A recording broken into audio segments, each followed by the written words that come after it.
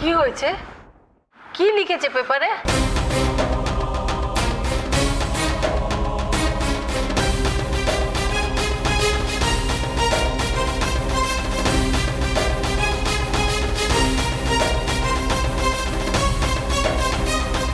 শ্রী,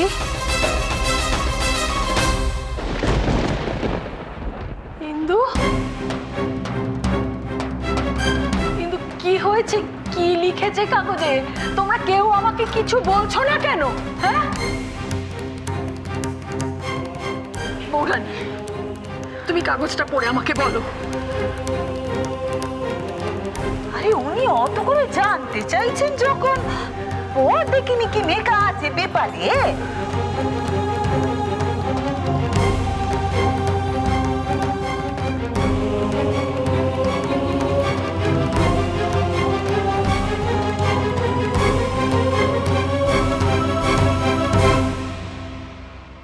চৌধুরী ম্যানশনের একমাত্র মেয়ে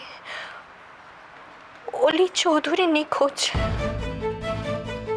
তার বিরহে তার ডাক্তার স্বামী অরূপ ব্যানার্জি আত্মঘাতী হওয়ার চেষ্টা করেছেন।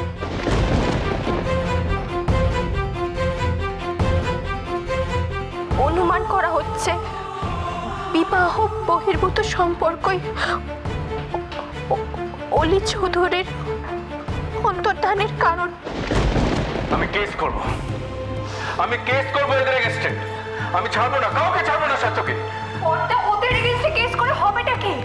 বরং এটা জানার চেষ্টা করো কে ওদেরকে খবরগুলো দিয়েছে।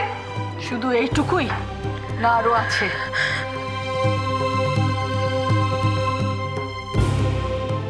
বিশেষ সূত্র জানায় প্রাক্তন প্রেমিক রাহুলের সাথে বাড়ি ছেড়ে পালিয়েছে অলি। অলি রাহুলের সম্পর্ক। থাক বৌরানী, থাক থাক, আর আমি শুনতে পাচ্ছি না, আর শুনতে পাচ্ছি না। এই কদিনে অনেক খারাপ দেখলাম, অনেক নোংরামি, কিন্তু কিন্তু আজকের দিনটা তো একবার আগে আমার মরণ হলো না কেন? মা, মা, মা, এখানে বসো, এখানে এসো, এসো, এসো, এসো, বসো, এসো। এই তো, বসো। দেখো দেখো, একটা পরিবারের সুনাম, মান সম্মান অনেক দিন ধরে একটু একটু করে অর্জন করতে হয়, আর একদিনে সে সমস্ত ধূলিসাৎ হয়ে গেল। আমাদের বাড়ির ভেতরকার খবর কে লিক করেছে? বিস্তার করার কোনো স্কোপ নেই। আর রাহুল এটা করবে না, তাহলে কে? আমরা বাড়ির লোকেরা যদি না জানাই তাহলে মিডিয়ার পক্ষে জানাটা সম্ভব নয়। আর যে বলেছে সে সবটা জানে। এখন প্রশ্ন হচ্ছে সে কে?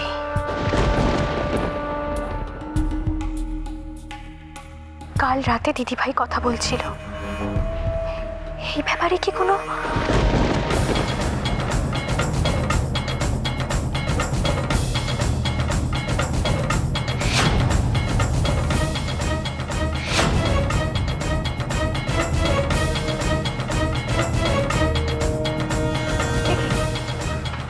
তোমরা আমার থেকে এভাবে কেন তাকিয়ে আছো?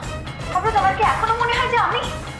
বলো, তাহলে বলো, সবাইকে বলো যে এই খবরটা আমি দিয়েছি, বাড়ির ভেতরের খবর আমি লিক করেছি। বলো না সবাইকে।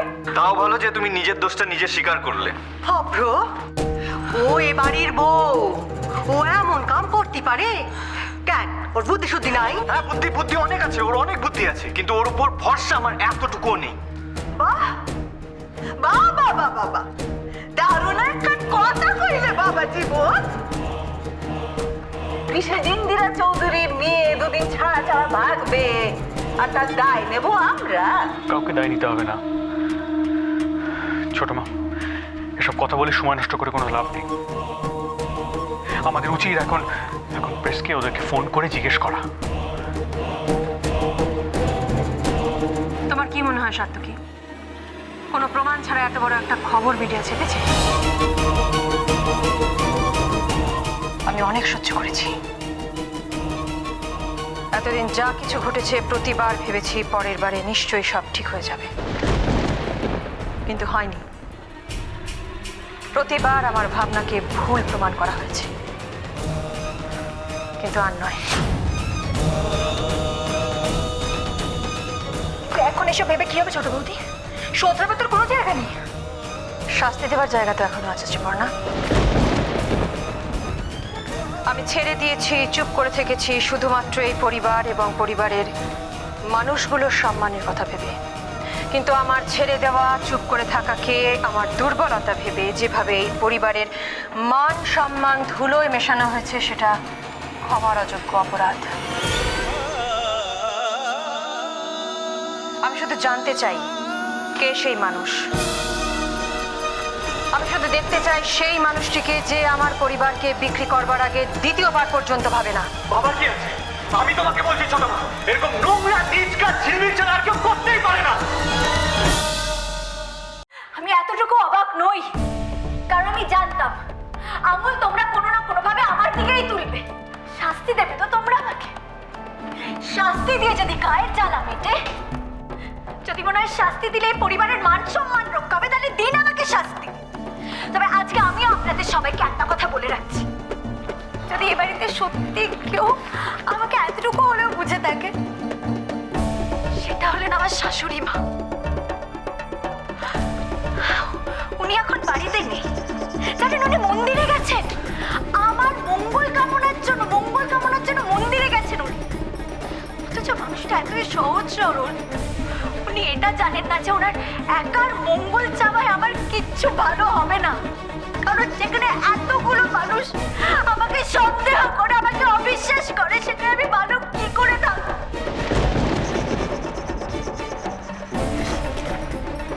ছোট মা, আপনিও কি আমাকে অবিশ্বাস করেন? যদি আপনি আমাকে দোষী মনে করেন ছোট মা, আপনি আমাকে যা শাস্তি দেবেন আমি মাথা পেতে নেব। কোনো প্রমাণ ছাড়া ইন্দিরা চৌধুরী কাউকে শাস্তি দেয় না ঝিলমিল।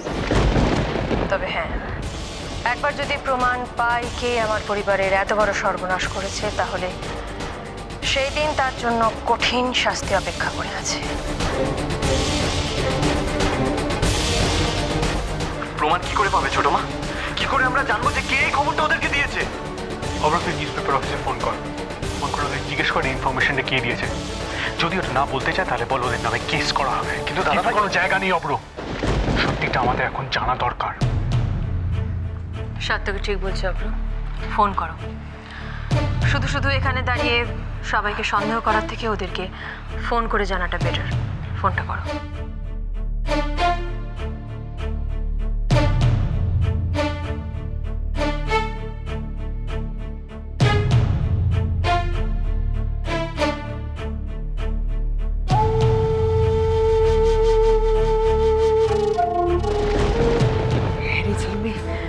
কি হবে রে এখন? খবর কাগজের লোকজনরা ফাঁস করে দেবে না তো সবকিছু? যা হবে মা, ভালোর জন্যই হবে।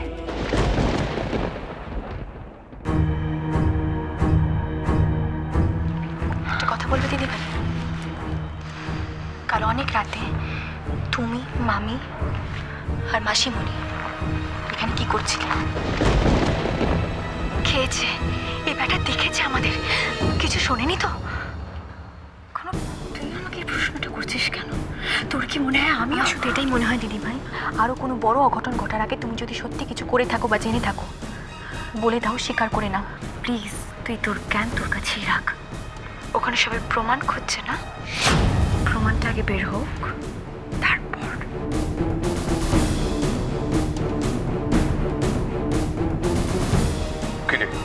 পাচ্ছিস না?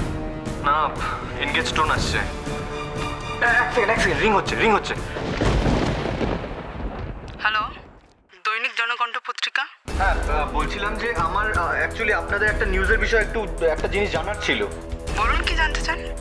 বলছিলাম আজকে যে নিউজটা বেরিয়েছে সেটাতে অলি চৌধুরী ব্যাপারে আপনারা একটা নিউজ দিয়েছেন। আমি জানতে চাই সেই খবরটা আপনারা কোথা থেকে পেলেন? সরি স্যার, আমরা সব সোর্স সবসময় জানি না, আর জানলেও বলার কোনো নিয়ম নেই। সরি। দেখুন প্লিজ কোনোভাবে আমার এটা জানা খুব দরকার। আপনি একটু চেষ্টা করুন প্লিজ। হ্যালো, ছেড়ে দাও, এভাবে হবে না। আমি ওদের চিফ এডিটর মিস্টার বানসালকে ফোন করছি। সাত্তকি, ওর ফোনটা এনে দাও তো।